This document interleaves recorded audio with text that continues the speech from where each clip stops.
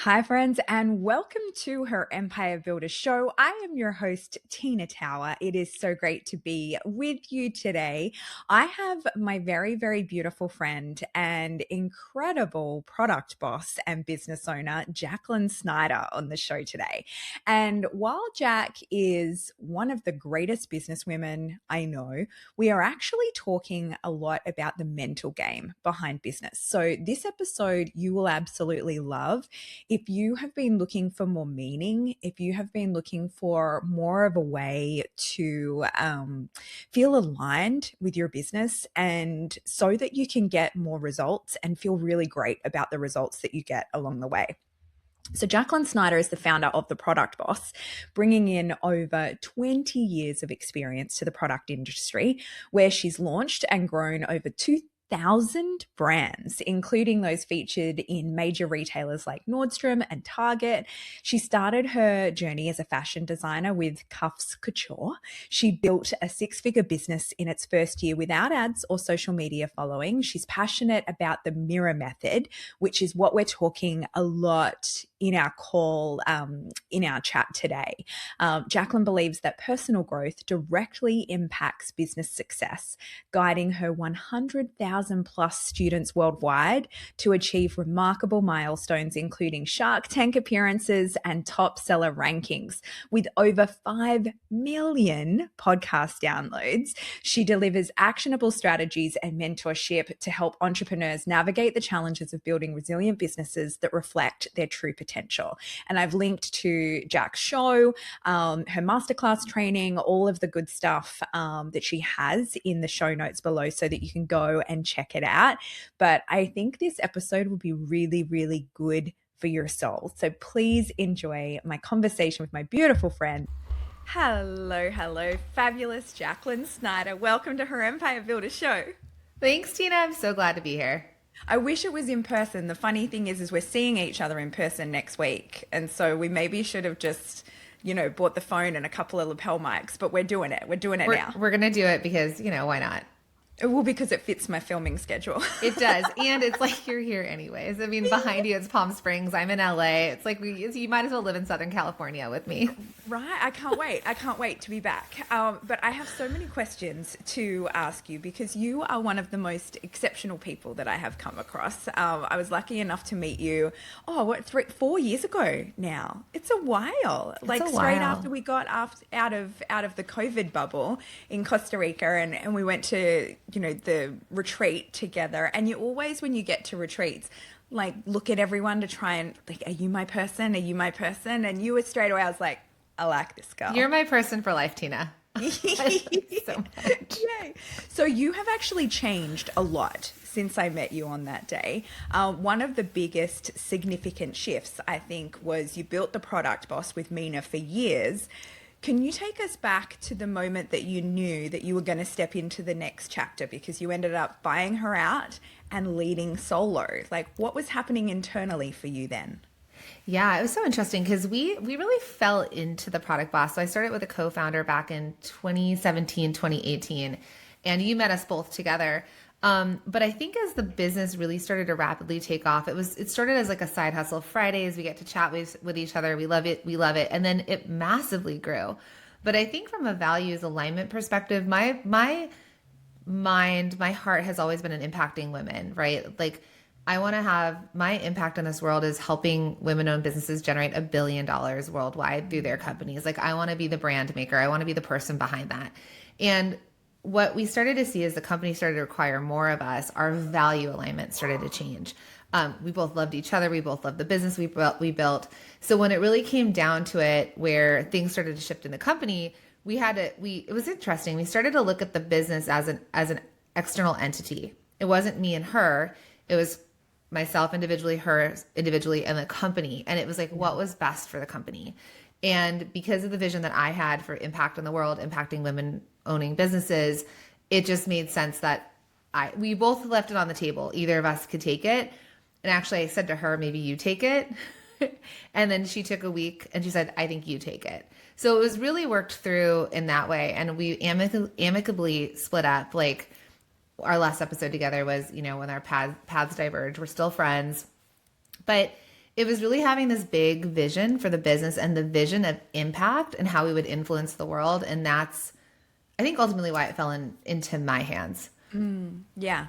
I know that, it was a big transition to go from like the we to me and doing that by yourself. Like, what surprised you most with that change emotionally and practically? I just did a talk on that this weekend because I didn't realize how significant it was. It's so funny. I thought I got it, right? Like I got it. I have the vision. And then my brother, I remember he messed with my brain. He called me. He's like, "Do you think you're doing the right thing?" Because I don't know if you know this, but it's a popular show here in America. It was Regis and Kelly, or Regis and Kathy Lee. So Regis always had another co-host. So he said, "Do you think they're still going to listen to you?" Oh, He didn't mean to, but it really messed with my brain, yeah. right? Because I was in I know I masterminds. had so many boxes from you in that time going, like, it's so different. I don't have someone now. Yeah. Yeah. You were so supportive of it too, because you've transitioned throughout businesses. Like you've built Yeah. gigantic businesses and exited them. So I think that started the seed of doubt. And that seed of doubt then quickly went to, and the industry changed, right? Like the course industry was changing. I don't think we knew it back then. And so as numbers started to shift downward, I thought, can I do this? Is it me? Can I handle this? Am I breaking the company? And so much self-doubt was being, I believe our businesses are a mirror. And it was mirroring back my self-doubt because the strategy was staying the same. And so I think there was this massive, at first it was like, how do I, from a brand perspective, step in, change it all to my face, change it all to coming back to my story, because when we would tell our story of the iteration of the product boss, it was how we met and what we created versus I've been a fashion designer for 20 years. I started 2000 businesses as a, consultant in the fashion industry. Then I came into the product boss. So it was really this one, just taking the brand, self-identity, trying things that we had always done together and thinking, oh, she said this, or what would she have done? And it really truly has taken me, I think, 2 years and a lot of internal emotional development work. Just worked on myself to get to the point of ownership of what do I want? What does the world require now? What does 2026 want? So it's really been a process, but it's been a great process. Yeah. And you said something then that you said the line to me yesterday as well. And I went, oh, I like that. Is your business is a mirror. And I said straight away to you, that needs to be the title of like a keynote speech. Because I think that, so I want to ask you a little bit more about that, because when we say your business is a mirror, I totally, totally agree. But it can be really hard, especially for women in the moment where they're going, you're trying to do something that you've never done before, and you're trying to get yourself to a level of self-leadership that you never have before.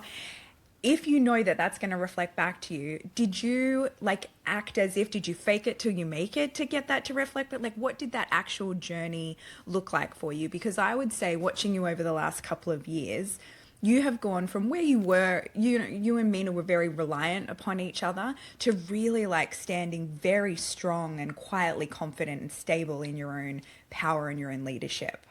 Yeah. Well, it took bottoming out, truthfully. It took, I mean, you know this, but over the last 2 years, like after we broke up, my dad passed away. After we broke up. After we broke up, because we did. It was like a divorce. Yeah. My dad passed away, which was a lot of identity. And then exactly a year later, my mom passed away after battling cancer for 5 years. So it was almost like, it almost took that. And I passed out and got a concussion the weekend before my mom ended up in the hospital. So the universe was smacking me on my butt. It was like, you will listen, you will listen, you will listen. Because I kept trying to do and this things. is something that I think women do not do. Like, you just gloss over that. Okay. But just for everyone to know, like, Jack was at an event where you weren't feeling well and you wouldn't admit or tell anyone that you weren't feeling well. And so you went to the part where you ended up passing out and then getting taken away in the back of an ambulance. And everyone saw me anyways. I was at a table with 20 women. I was at the CEO Mama Mastermind Retreat, mothers that were around. And I didn't even ask for help. So that's, I think, a But great. why do you Your think business you didn't is a ask for- mirror. And do you think now you would? Yes, because Yeah. I think, again, if we talk about the mirror work that's available to us really in everything, because whatever it's reflecting to you at home, in relationship, self-care, business, Asking for support was weak. I was like, I'm going to do this. I'm going to do it by myself. Like to ask for support made it that they were talking about a terrible birth story, and I've never gotten queasy. It was so weird, but it was hot. Who knows? And so again, I could have looked to the left. I could have looked to the right. Bunny was there. I didn't even ask Bunny. I had to text her from the floor when I woke up and be like, I need you to come help me. That's like, you want to talk about the lowest point? Yeah. That was pretty low. Yep. And then I'm wheeled out while they're all at the bar, and I'm waving like on this like EMT stretcher going to the hospital. And then Bunny like forced her. I was like, I got it. I can go by myself. She's like, no, I'm going with you. So Isn't it terrible what we put us? I remember with my previous business. So I luckily I do think from experiences like that, we do learn a lot. And unfortunately, we can hear a lot about it and we can read a lot about it, but sometimes we have to learn. Like I know I called the ambulance when I thought I was having a heart attack, but I was just having like mega panic attack and was over the side of the road, just like, and just, but when I went to the hospital, it was like, I couldn't remember a time where my hands weren't shaking, or I didn't have a headache, or I didn't feel nauseous. I'm like, I've literally felt this way for the past 2 years and haven't stopped. And it's so sad that we do that to ourselves. Yes. And so I'll say for me, the universe gave me little micro things and I didn't hear it. Yeah. It gets Then louder it was and like louder. getting louder and louder until it literally smashed me on the floor. And what sucks is the concussion that weekend was my last weekend with my mom. So I was also, I remember picking her up, going to my niece's recital. And I was telling her something and she stops me and she goes, you know, you've already told me this. Because my mom's so British. She was like, very blunt. You've already told me this story. And I was like, oh, I have no memory. Like my brain was not functioning right. And I had sprained my neck and my hand. Listen, cut to 2 weeks later, she's in the hospital and I fall and I actually sprained my leg and couldn't drive to the hospital. So it was like, again, so it's like all of these things happening. And then when she passed, my mom was the strongest person I know. Like the event that like, took her to the hospital, she had done Pilates that morning. She was stage 4 cancer, like extreme. Like she was such a warrior, even to the day she passed. And I really looked at that and like, she always prioritized self-care. And I don't regret the time that I had, but I regret that I didn't see it sooner and that it took such massive loss to see it. So I think at that point, I just said, I'm pulling it all back to the studs. I can't function. I actually physically couldn't. I was in grief. I was in loss. So I was like, my whole goal, I set a 10-week, I do this with my students. I set a 10-week game changer goal. And so in 10 weeks, I will have changed the game by doing something. And in what I teach is focus and fix. So either something needs to be focused and fixed, or we focus and scale or multiply, meaning, because you can't do both, right? To fix a major thing. So for me, I was like, I'm going to do 30% less work with 30% more profit and no new offers. I mean, that sounds great. And I did it. How? In grief. Everyone listening now is like going, yeah, I want to do 30% less work and 30% more profit. Sign me up. I know. And it was like, but that's the thing, right? Like otherwise I was throwing spaghetti at the wall. I was doing all the things. I was trying different launches. I was like doing a webinar, all these new courses I was coming out with. I was scrambling. Yeah. So you went more focused than trying to go all erratic. And I had actually planned that before she passed. So it was like beautiful that I was like, oh, again, I was like, the universe was conspiring in my favor. And so for that, I was just like, what I knew that worked for me was my main program, which was the Sales Accelerator. I just rebuilt it. It was called something else. I ran it for years and years, a $2,000 program. And then our challenges worked. So nothing else but a paid challenge into that program. And then just every month I repeated it. So people thought I was nuts to do a monthly challenge, but it worked. Yeah. But at some point, my husband didn't even know I was in launch anymore because it was It becomes normal and easy. And it wasn't changing things. The iterations is like where the nervous system and everything gets messed up. Stacey Tushel, that in my mind does a launch every week. Yeah, but it's crushing it. Crushing it. Yeah. Like on a massive level. And so that's what I did. And I think because our profitability was dropping even in the breakup, which is why we also kind of had to reassess. And so my goal was 30% profit and I got it back up to 30% profit within, I think it was like the second month, within 60 days.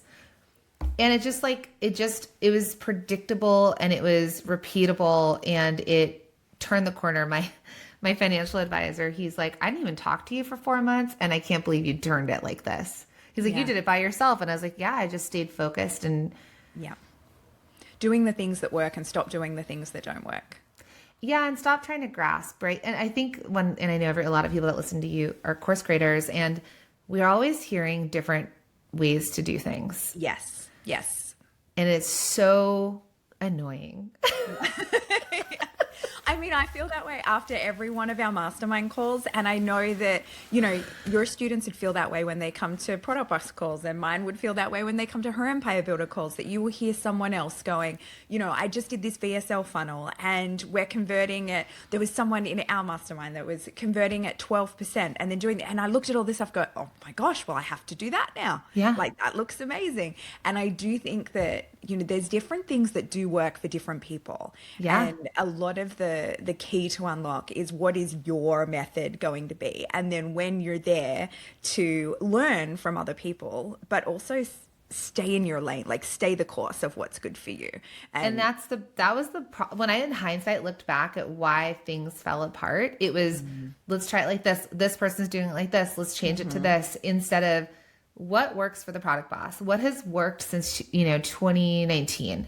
Yeah. And of course there's other ways to do it, but then also, like you said, knowing my customers, like my particular customers are either makers, so they might be making, because I help people who make and sell physical products, so they could be on Etsy or Amazon or in-person markets or wholesale. And so they're not in the course creation world. Saying conversion or funnel to them, they do not understand what those words are.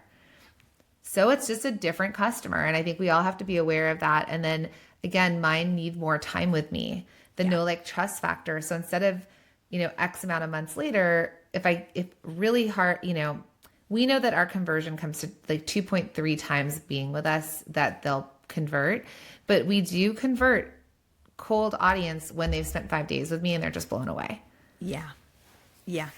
And what do you think, like, over the last couple of years, what has been the biggest belief that has shifted that you have about yourself? This is a good one. So I'm going to stair step this backwards. A lot of people, there's a feeling of worthiness, right? There's this base feeling of, am I worthy to receive? Am I worthy? But before worthiness, I think the question before is, am I enough? Am I doing enough? Enough. Am I enough of a mom, enough of a business owner? And before that, I think, is trust. And so I think the biggest thing for me has been self-trust. Because of course, like, again, if we go back to comparison, because comparison has been a killer for me, like, not in a good way. The killer of all joy. Killer of everything. Like, this person's doing it like that. Why are they having $1 million launches still and mine don't convert at $1 million anymore, let's say. We do still generate. It's just taking, our friend Sean said this in our mastermind the other day. He said it takes, he's like, it feels like we have to do 2 times the work for half the results. Mm-hmm. And when we're talking about comparing even to 2023, 2022, of course. So I think there was a lot of comparison, and the comparison led to trust. And that started with, again, I'm buying the company. Do I trust myself with the business? Even though before I was an entrepreneur at 26, 27, I didn't have anything to compare to. I just made it up. Even the product boss was kind of made up. And that naivety was such bliss. Beautiful. And we had nothing to maintain. We were just growing. Yeah. Right? There was no expectation of it. So I think that my biggest lesson has been finding the micro things for trust, whether it's self-trust or trust in others. I haven't even told you, but my nervous system needs a bit of a reset. I haven't stopped since my mom passed, and there's just a lot. And so I decided this week to just call out of work completely. Like, told my team, cancel everything except 2 things. I've got a first call for my new cohort and a conversion event, a webinar. I'm going to keep those 2 things on Wednesday, and then this with you. And I basically deleted Slack from my phone. I'm not on my email, and it's trusting that whatever the team I've built, they'll execute whatever needs to happen. Yeah. Because I really need this reset. And so it goes both ways with self-trust and trust. And then that then leads to, if I can trust myself and there's these micro moments of that, then I am enough. Of course I'm enough. Everyone's enough.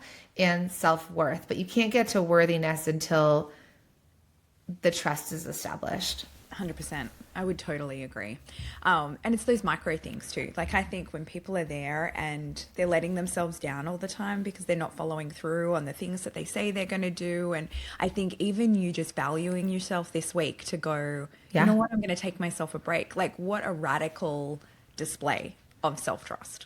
Yeah, and like you said, so where the interesting part is where we erode trust is as simple as sleeping in past our alarm when we said we were going to get up early and do something. Getting sun, saying we're going to, just if we all think about the micro moments that we let ourselves down in, that erodes the self-trust. So even just not the whole day of craziness, I'm going to do this, I'm going to walk 10,000 steps and weight train and all the things, just a little thing of I'm going to get up and journal and start there. And you're like, oh, I trust myself to do that.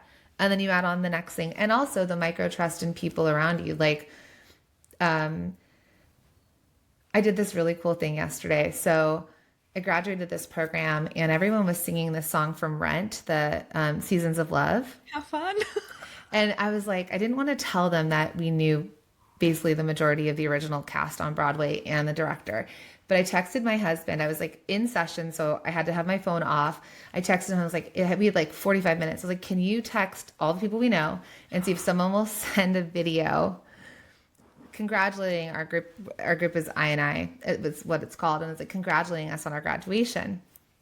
Turn my phone off, completely off, just trusting whatever happens is going to happen, and turn my phone back on. And there's a video from Adam Pascal, who's one of the original actors in Rent, leaving a video for all of us, and blew everybody away. And my husband later said, thank you for trusting me with that. So it's like trusting other people as well, and trusting the process, trusting the universe, just trust it's going to be how it is. So I think those are just two really good examples of trust. So speaking of that, what support structures have you got around you now to enable you to do life? Because I know that you have, you just mentioned your husband who is an actor, which means he is either gone and working a lot or not at all. And so has that like up and down sort of lifestyle in there. And what sort of structure have you put around to help yourself like manage the family and manage the business? Because it is, I know for a lot of women, a really big weight of responsibility and holding all of that risk and all of the financial responsibility in there as well. So how have you managed the load?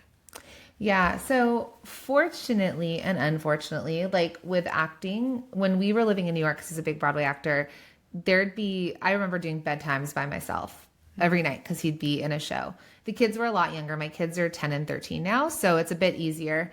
They get themselves up in the morning. So we together good partnership, and he carries a lot of the parenting actually in a lot of ways of getting the kids to school, picking them up. That is going to be my transition though, now that I'm allowing for team and also the focus where I'm not constantly creating every week, changing things up.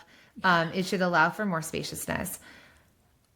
The loss of my mom did affect, because my mom was the obvious of supporting us. So I've actually, Tina, the hardest thing for me is to ask people that I don't pay to help me, like to lean on community or family members. And so my stepdad, he's like every Thursday he picks the kids up, or when James is out of town. And it was hard for me at first, but I was like, can you help me get the kids to school? Cause I had, some launches that were starting at 8 a.m. my time, and it's time kids had to get to school. So he'll come pick them up at 7:30 in the morning.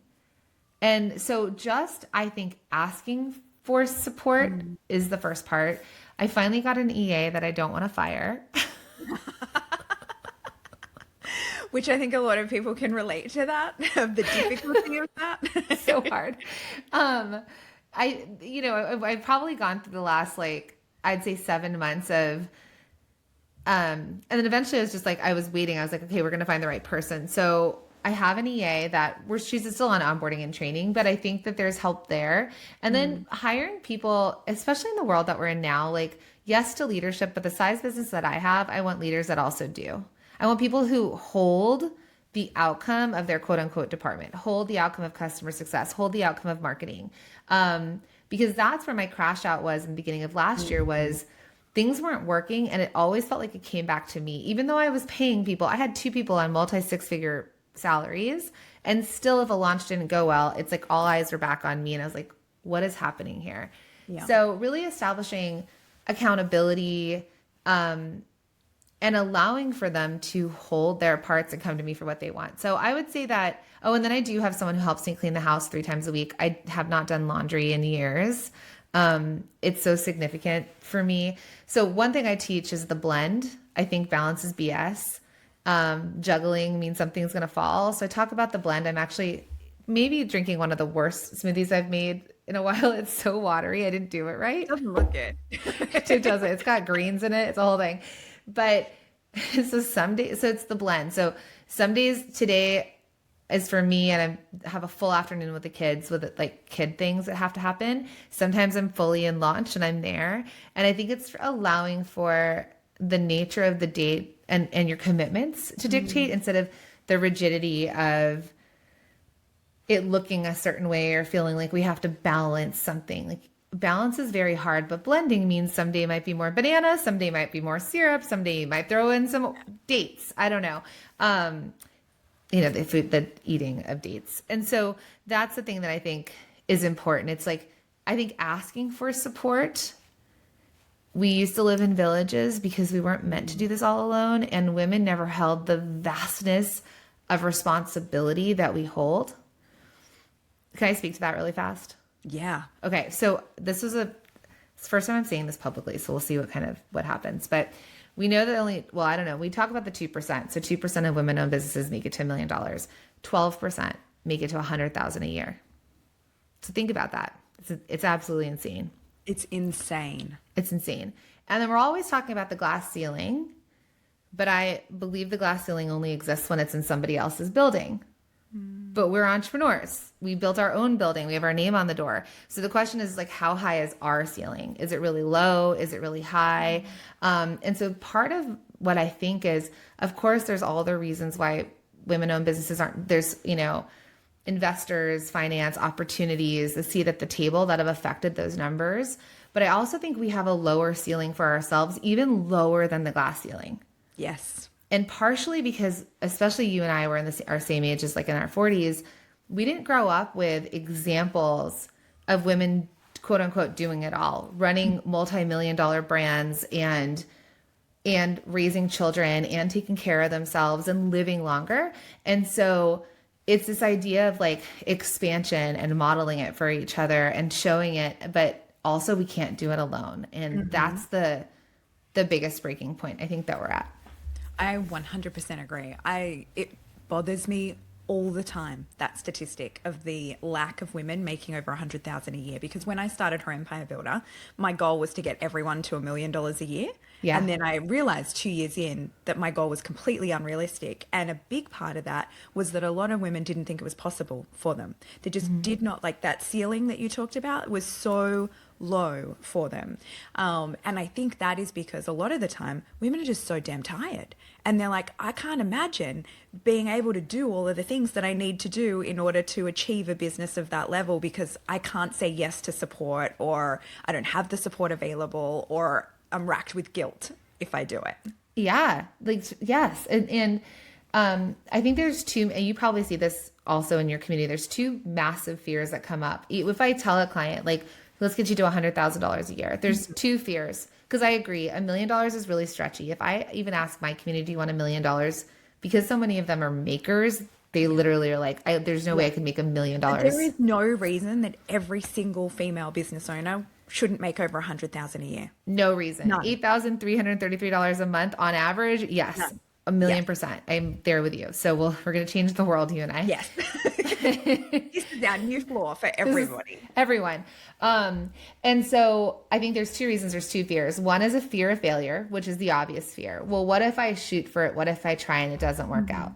There's, I'm going to lose my money. I'm going to waste money. What are people going to think of me? Right. I mean, I get that. I launched yesterday, Welcome to Adulting, my new program. Yes, you and did. Nobody bought it for 3 hours. And I got like 3 hours in and I was going, oh my gosh, is it going to tank? Is nothing going to happen? I'm like, oh, this is going to be embarrassing. Okay, what are we going to do here? But my husband was laughing at me going, I think it's like hilarious that you never entertained the thought that it couldn't work. Like in my mind, it was always going to work really, really well. And so it's like a lot of people wouldn't be disappointed or so surprised.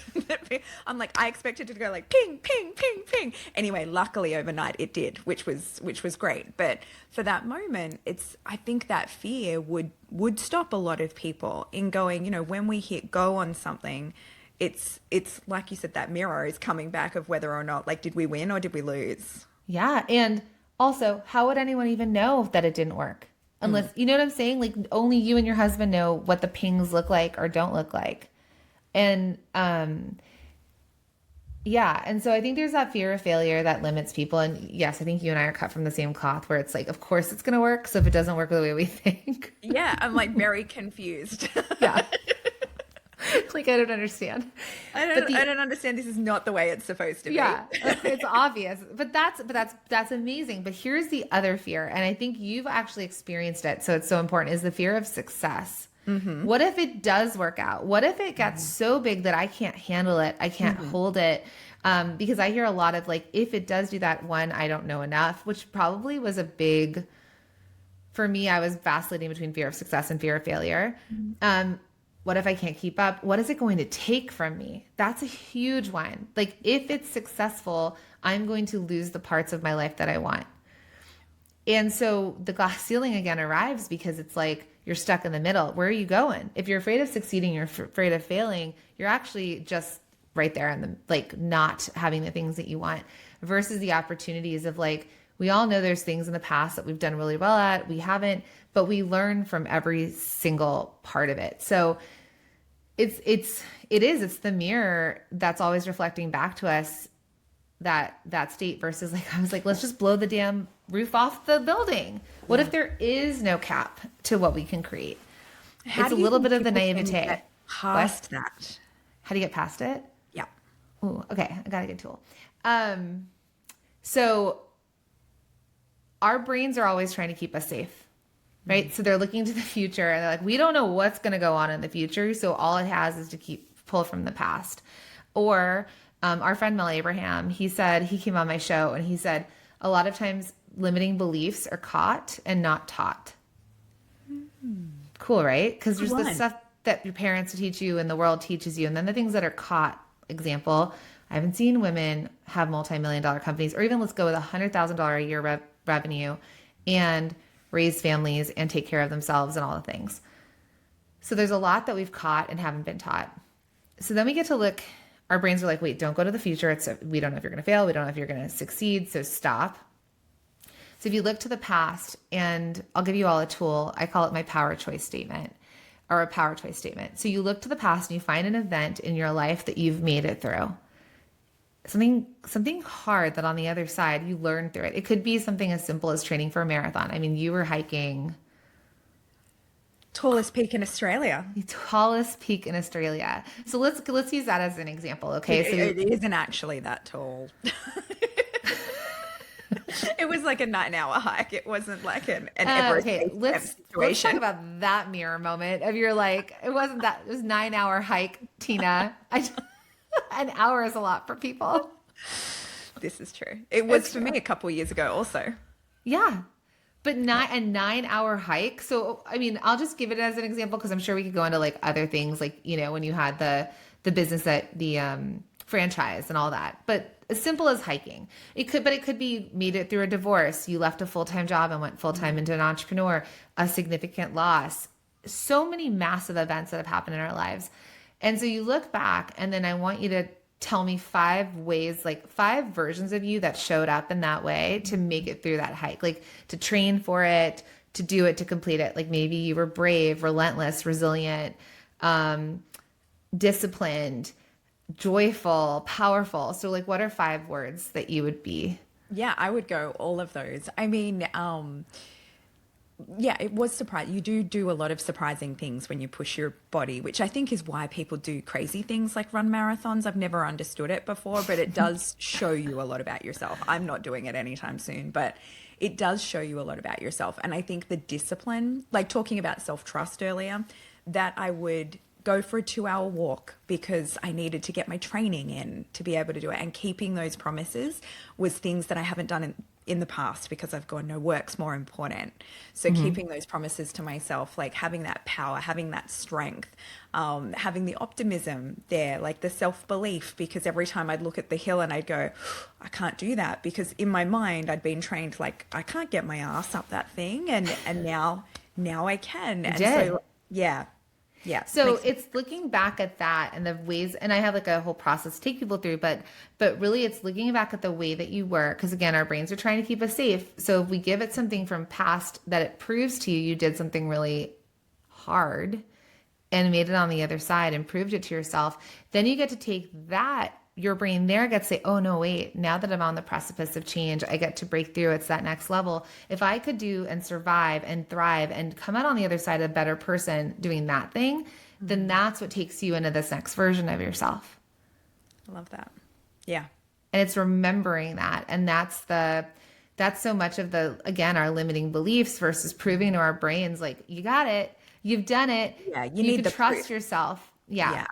I remember like a long, long time ago. So 2011.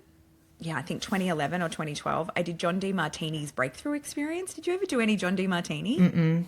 He was like the personal development dude, like back then. And so I did a lot of his stuff. And he made us sit there like overnight. People were there till 2, 3 o'clock in the morning, writing 200 reasons why, like they've found proof that they could do the thing that they wanted to do, so that it no longer becomes this like, can I? But of course I'm going to. And I think like that practice is exactly why when I released Welcome to Adulting, that I'm like, there's nothing in my mind except success, because of course it's going to, because it's, you get so used to spotting the things of the reasons why it's going to work out for you rather than the reasons why it's not. And it goes back to trust and self-trust of, Yeah. you have so much proof of all the things you've created in your life that have Yeah. gotten you to here, that of course it might be iterations and it may not work and you might fall on your face and everything that I've experienced. Guaranteed. Yeah. I mean, if you're not trying hard enough. It's not a big enough stretch. It's not a big enough vision. And so I think that's the naive part. You and I both became entrepreneurs super, super young. And so we're naive in starting it, but it's that version of us that we're always that. And in 2026 and beyond, sometimes I get scared about AI, but I'm like, I've always adapted. I've gone through 2 recessions in the States, and grown businesses. So it's just trusting myself that I've You'll got it. find a way. Yeah. Yeah, I know. Yeah.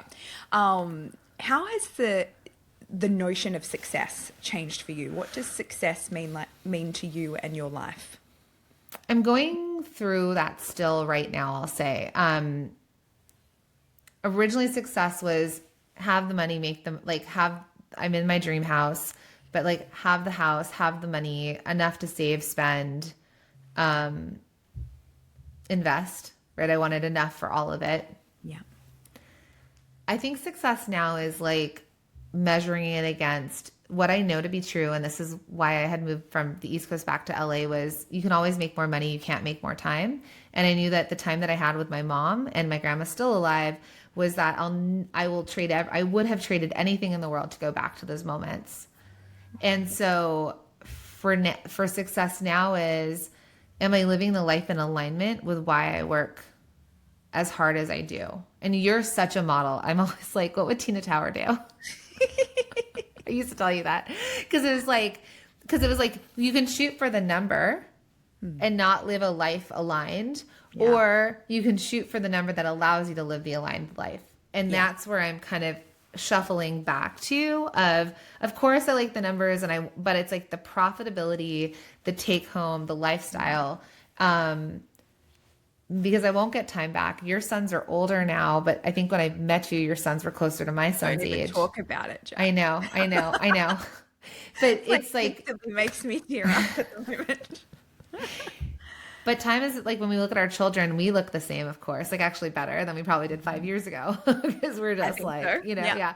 But our children measure time. And so, yeah, success is the time with the people we love and like the reasons why we're doing this. Yeah. I do think though there is an element where we have to experience like the wrong version of success first. I mean, I know I was saying to Matt, my husband, the other day, going, so when our business, like you mentioned before, that we had a real peak in that 2022, 2023 area, like it was just that back end of COVID, the online industry was pumping. I had never had so much spare money in all my Yeah. life.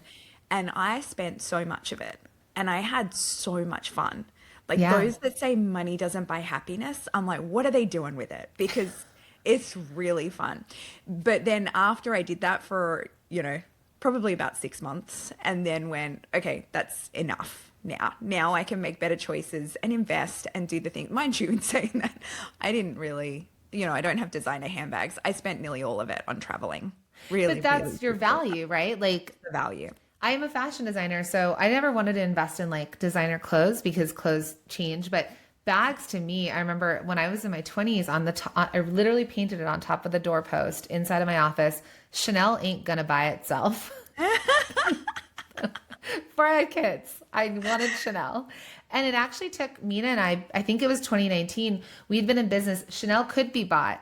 And I still didn't do it from again, mirroring. I have a lot of scarcity. And so I could do it, but I didn't. So I remember rolling into, I was wearing Uggs and a beanie and I looked so not put together. And I roll into the Chanel store and I'm like, I'm going to buy a Chanel bag looking like this, where they probably weren't taking me seriously. But I'm like, maybe this is what wealthy women do. Like they don't have to dress up to I go buy think a so. bag. Nothing to Right? prove. Nothing Yeah. to prove. And so I took a picture. I still have this picture of myself looking all funny. I'm like, this is funny girl looking with the bag on my arm. And that was important to me. Now it's, I mean, I will say I treated myself recently to like a bag because I do love bags, but that's about, and I love travel. But the shift that I've had with exactly what you said, it's like, but I also really, because of the way I grew up, I really yearn for safety and security. So that's where I get to transition into and always, so my nervous system stays stable. Yeah. I love that. Love that. Yeah. Okay. My last question for you. If there is a woman who's listening who's in the middle of a bit of a business identity shift, like we know things are shifting, we know we all need to pivot and adapt, what would you want her to know? I would say I want to get this tattooed on my arm. Trust the process. It's been a massive, there's like a few lines that I use. I was in this transformation group, and one of the things is trust the process. The universe is rigged in your favor. Yes. Little woo, but like I think trusting the process, meaning trusting the process of even the breakdown. For me, trusting the crash out that I had, that I got to have that when I had it so that I could build something more sustainable Yes. and in my own 100% agree identity. with that. Yeah. And then I think the other side of that is this concept of 100% is possible 100% of the time. So yesterday with getting Adam Pascal to make this video in 30 minutes and do it, it's like, they say, you're going to miss 100% of the shots you don't take. So it's like, what if everything is possible? And this is what I work with my students, is these like stretchy things that are almost unbelievable goals. I'll give you an example. In this program I was in, they had 2 hours and we had to set a certain amount of people we were going to feed, like the unhoused. We're going to go feed them. We could not use our own money to get the food. And we had to actually we had to hand food to a certain amount of people. So originally we were like, there were 20 of us. We're like, maybe we can get 400 people, which is already stretchy in 2 hours. Then we raised it. Do you know how many people we fed in 2 hours? How many? 20 people, 1,200 people. Wow. Well done. Just my kids and I driving around fed 30 people and raised $5,000 by ourselves in 2 hours. So these stretches of like kind of things that you're like, there's no way. When you push yourself into the no way, you start to prove to yourself what's possible and you collapse timelines. And so what I want to tell the person who's struggling with identity is if you trust the process of this, and I came to you because I knew that you had already gone through a massive shift once in your life in this way. And I was like, and what I loved about what you did was like, it wasn't about like gigantic numbers and pushing. It was like, how do you have a life, like a beautiful life, A and life hold worth it all? living. A Yeah. life worth living. And you were living that. And you're always so joyful and happy and like, just you're like, it's like the Dolce Vita, like you just, the passion in life. And so I think it's obviously if they're listening to your show, they're already attracted to that about you. But again, if we need to be modeled this, then it's finding community, finding women that inspire you, that model it for you, and to know that whatever the journey you're on is meant for you, so that on the other side, the same way that I talked about, because I go back to the power choice and it's this exercise, but at every moment you choose to be that version of you that steps into that next version. And it's always on the other side of a choice. Mm-hmm. And then be supported in it. What a way to finish. Ooh. Jack, thank you so much. You're so wise and so wonderful. I'm loving this. I'm loving this Jacqueline Snyder 2.0 version. Thank you. It's This so is good. You're this gonna, is that's gonna be a keynote, and you're gonna get out there in the world and help so many women with this, because I think it is, it's something that we need to unlock. And the floor of the, let's raise 12% yeah. of women like making $100,000. Let's get it to 100%. We can do Yeah, that. We a can all do hundred, that. 100% we can. And I think that's the shift that we get to make too. Instead of the 2%, it's like, let's go for the 12%, like the lower Yes. hanging fruit, in the way of like, that can be so obvious. And yeah, and I'll say, like, listen to the show, listen to the Product Boss, because there are also lots of conversations and episodes that are this mirror work and identity and transformation through our businesses. Of course, if you make a physical product, I've got all the strategy on that. I But have all the links underneath this yeah, episode to but find. that's really where I would like to go, is this, and that's what you and I will talk about off camera. But like, really, this version, this next Jacqueline 2.0 of like, what's next for the impact that I get to have in the world. Amazing. Thanks, Jack. I'll see you Thanks, next Tina. week. Okay. Bye, everyone. Bye.